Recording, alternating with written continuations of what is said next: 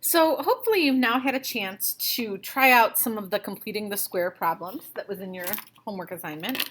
What I'd like to do now is run through this example 2, where we're going to use completing the square to put the equation in vertex form and then talk about how to answer these questions using vertex form. So let's just start by reminding ourselves the completing the square process. First thing I'm going to do is swing this 24 over to the other side. And then remember, right here in this step, I really want my x squared isolated so that I can use that to make my perfect square trinomial, which means that I need to pull this 2 off of the front of those terms. So the 24 is gone now because it's moved to the other side. I'm going to put this 2 out front, and then I have to factor that out of both of these. So I'm taking a 2 off of each, which really just leaves me with x squared plus x. And then this is where I want to fill in my gap. Remember that that number is always going to come from here, from this b number in the middle here. I want to take it and divide it in half. So that's a 0.5.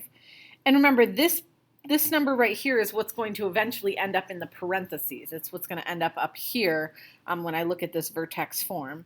But to figure out what number is going to go right there, I'm going to take the 0.5 and square it. And that gives me a 0.25. And then I have to balance that on the other side here. So I have to think about, what did I actually just add to the right here? Well, I added 0.25, but that 0.25 was multiplied by the 2. So it was really equivalent to adding a 0.5 here. And so I'm going to add a 0.5 over here. So now I'm looking at y plus 24.5 equals 2. And then I want to factor this trinomial into a binomial squared. Looking at the number that I ended up with right here, it should be x plus 0.5 squared. And again, if I foiled this, if I did x plus 0.5 times x plus 0.5, it would give me back this right here. Okay? So this is what's called vertex form. And I'm going to jot this off to the side here, just to remind you that the purpose of writing something in vertex form is when it's written that way, you can see what the vertex is. And I'll show you what I mean by that. Vertex form looks like this.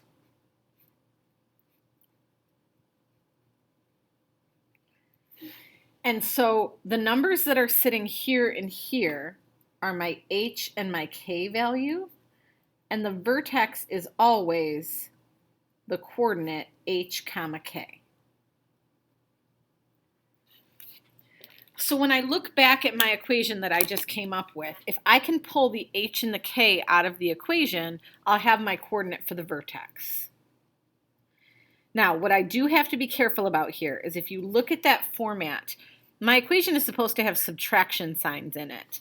And in this one, I have pluses in both places, right? I have a plus here and a plus here. That means that those numbers actually would have been negative when they were plugged into the original equation. And then when I did minus a negative, it came out to be positive. So when I see addition here and here, I want to make sure I remember that those are really negative numbers. So my vertex would be negative 0.5, negative 24.5. Okay. So then the next question is find the zeros of the parabola. And there is a way to find the zeros with the equation in this original standard form. What we want to make sure you know is a way to get the zeros from an equation that's in this form. What we need to remember about the zeros are really the same thing as the x-intercepts. And at the x-intercept, what we always know is that y is equal to 0. Okay?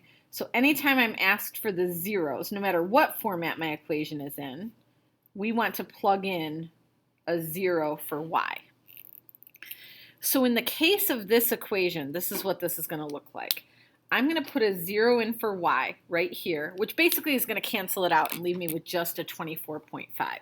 So I'm going to say, and I'm going to separate this so that you know what I'm doing here, 24.5 equals 2 times x plus 0.5 squared.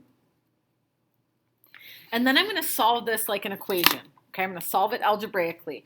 I don't want to FOIL this out, because if I FOIL it out, I'm just moving it back into this form. And the whole purpose of what we did here was to get it into this binomial squared. So instead, I'm going to kind of chip away at this equation. I'm going to take it apart piece by piece until just the x is left. So I'm going to start with dividing by 2. And that leaves me with 12.25 on the left there.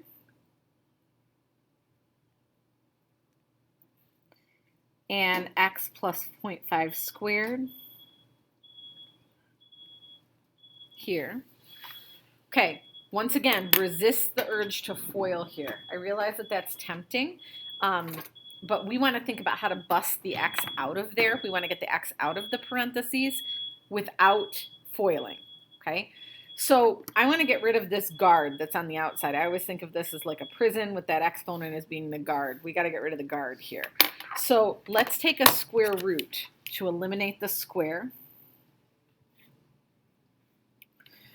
Now, what I do have to keep in mind when I take that square root is that I have to remember the positive negative piece. I have to remember that it could be a plus or a minus of whatever number I come up with. So that looks like it's 3.5. And so that means I actually have 2 different equations that I'm going to work with from this point forward, because this square root could be positive 3.5. And then over here, because I took that square root, I'm left with just x plus 0.5. Or when I took that square root, it could have been a negative 3.5 for x plus 0.5. Now I'm going to solve those separately. So when I subtract the 0.5 over here, I'm going to get x equals 3. When I subtract the 0.5 here, I'm going to get x equals negative 4. So these are my zeros right here, 3 and negative 4 with a vertex at negative 0.5 and negative 24.5.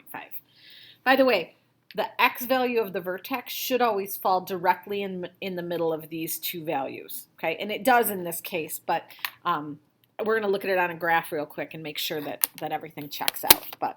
So we've got our vertex, we've got our zeros here. Let's go ahead and graph this thing, and I'm going to pull up a Desmos window here.